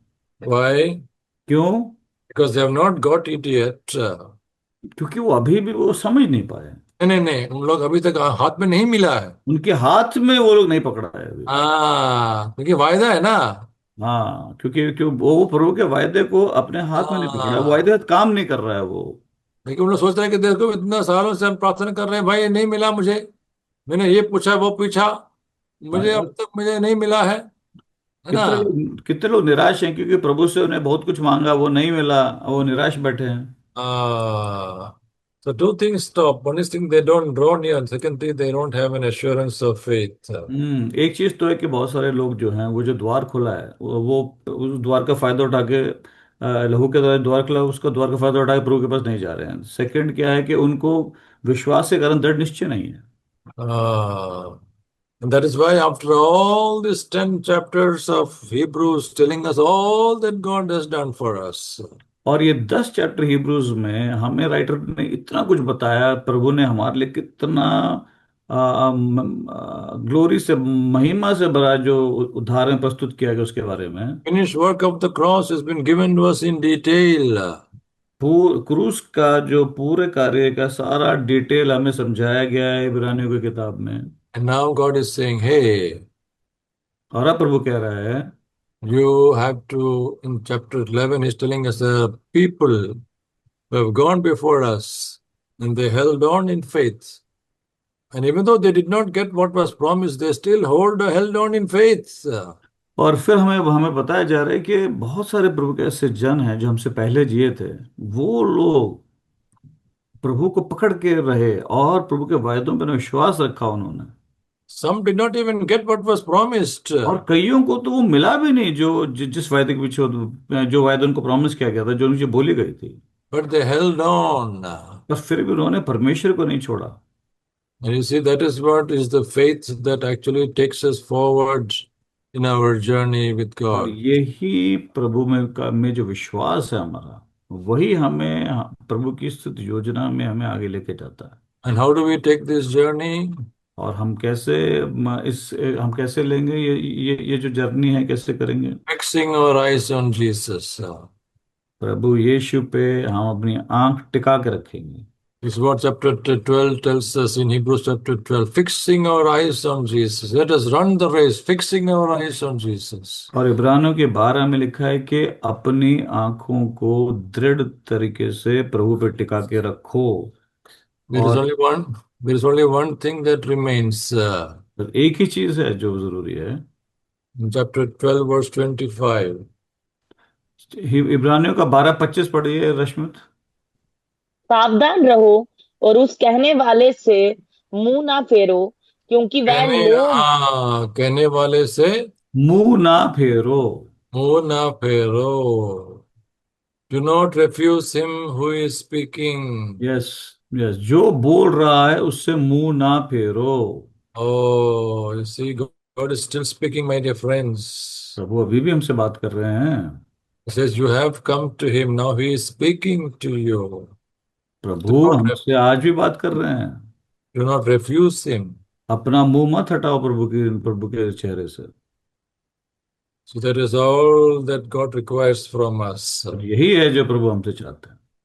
He is saying, hey, if you are able to hold on to my promises, अगर आप मेरे वायदे को पकड़ के रखोगे, if you are able to continue this journey by listening to me, और तुम इस योजना में, मेरी जो तो जीवन के लिए है, जो जर्नी है मेरे साथ, उसमें अगर तुम मेरे को सुन के चलते रहोगे, then what is going to happen is that you are going to move on to perfection. और फिर तुम तुम सिद्ध हो जाओगे, तुम सिद्ध मनुष्य बनोगे। Because you see, it is only faith in what God is offering to us that can take us to the other side. प्रभु ने जो हमें क्रूस के कारण जो प्रभु ऑफर कर रहा है, उसमें विश्वास, प्रभु में विश्वास डालना, जो उन्होंने क्रूस के कार्य किया उसमें विश्वास डालने के कारण ही हम अपने हेवनली होम में, स्वर्गीय होम की तरफ जा सकते हैं। There are so many people who give up and say, "No, I think God is not able to give me what I want." कई लोग हैं जो निराश हो जाते हैं और उनको लगता है नहीं, जो मैं प्रभु से मांगता हूँ मुझे तो मिल नहीं रहा है, तो निराश हो जाते हैं अपनी I journey. don't think He really cares for me. तो कई लोग ऐसे सोचते हैं, मुझे नहीं पता, मुझे लगता है प्रभु मुझे प्रेम करते हैं, वो मेरे Why बारे should में। I follow Jesus? कई लोग ये कहते हैं, अरे मैं प्रभु के पीछे क्यों जाऊं, प्रभु तो मेरे को प्यार नहीं करते, वो तो मैं Let मांगता हूँ तो देते me, नहीं। let me even tell those of you here who are not baptized, और जिन्होंने बपतिस्मा नहीं लिया, you मैं कहना चाहता हूँ, please accept the finished work of the cross. पूर्ण रूप का जो जो जो क्रूस का जो पूर्ण कार्य है, आप उसको ग्रहण करें विश्वास के द्वारा। Because God is offering you more than you realize. क्रूस के कार्य के कारण प्रभु हमें हमारी समझ से ज्यादा परमेश्वर ऑफर कर रहे हैं। He's willing to take you all the way. और वो ही हमें है जो हम मदद करेगा प्रभु की योजना, महिमा योजना में पूर्ण रूप से आगे बढ़ने के But लिए। it may not be like what you think how this journey should be. और यस, बिल्कुल ये पॉसिबल है कि आपकी एक पिक्चर है इस जर्नी की, और प्रभु की पिक्चर जर्नी की आपकी काफी अलग हो सकती है आपके लिए। Ah. And if you're still holding on to your dream, maybe you will never be able to find the journey that God has for और you. अगर आप अपने सपने और अपनी पिक्चर के इस तरीके से प्रभु मुझे आगे लेके जाएगा, उसी को पकड़ के रखेंगे, तो शायद आप प्रभु की महिमा ना देख पाए। But God is saying, I'm giving you promises from my side. और प्रभु बोल रहे हैं, मैं तो अपनी तरफ से तुम्हें वायदे दे रहा हूँ, And I will show you what the end of the journey is like. और मैं तुम्हें बिल्कुल हेल्प कर सकता हूँ जर्नी बढ़िया तरीके से चलने के लिए। See, there are so many people, isn't it, who have really had big plans, big dreams, and suddenly everything is gone. बहुत ऐसे लोग हैं जिनके बड़े बड़े सपने सब एक ही झटके चकनाचूर हो जाते हैं। What happened? क्या हुआ?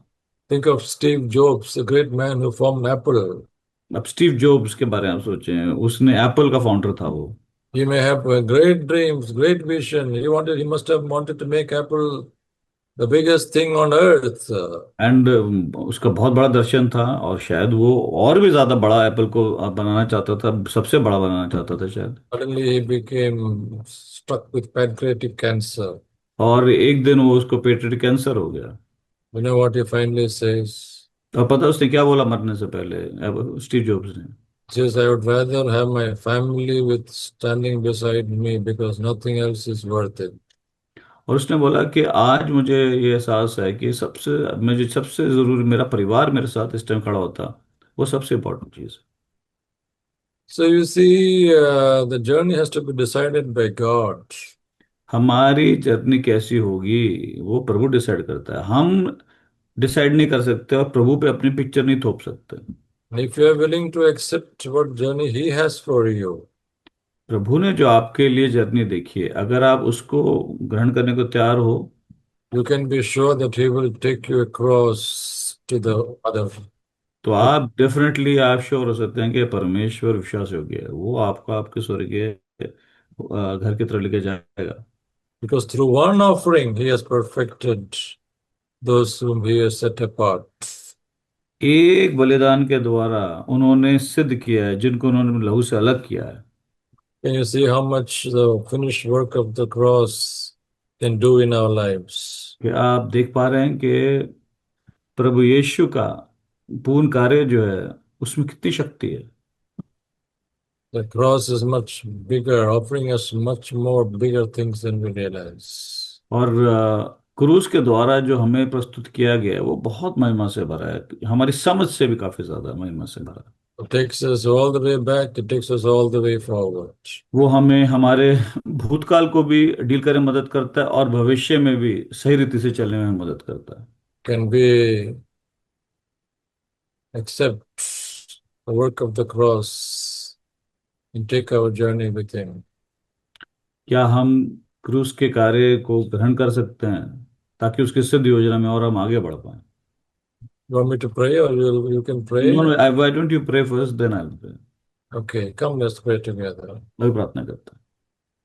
Father, we thank you that you are speaking to us, प्रभु धन्यवाद देते हैं, हमसे बात कर रहे हैं प्रभु, and through your word, you're offering us our journey ahead with you.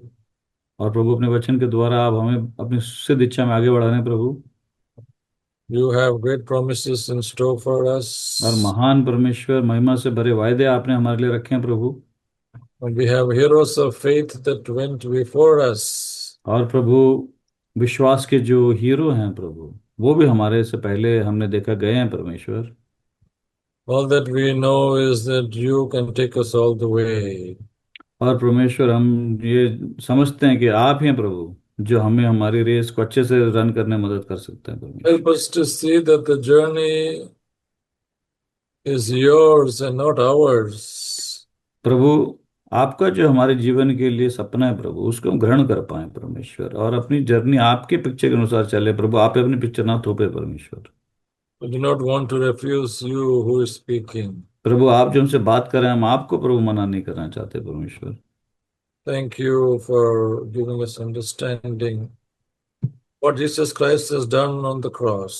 Thank you परमेश्वर, आपने जो आत्मिक समझ हमें आप दे रहे हैं प्रभु, क्रूस पर क्या Yes. हुआ उसके लिए धन्यवाद देते हैं परमेश्वर। There's nothing more for us to do but to put our faith in all that you're offering to us. और प्रभु हमें मदद करने देख पाए प्रभु कि आप क्रूस से कर जो सब कुछ ऑफर कर रहे हैं, हमें उसमें अपना विश्वास डालना है, वही हमारा काम है। Thank you for this time. Thank you for your blessing. प्रभु इस समय के लिए धन्यवाद, आपकी आशीष के लिए धन्यवाद, May your grace be forever with us in this journey. और आपके अनुग्रह सदा के लिए प्रभु हमारे साथ है। Give you all glory and all praise. और सारी महिमा प्रभु, सारी स्तुति हम आपको देते हैं परमेश्वर। In Jesus' precious name we pray. और प्रभु यीशु के पवित्र नाम से मांगते हैं, सुने और कबूल करें। आमीन। Amen. आमीन। आमीन।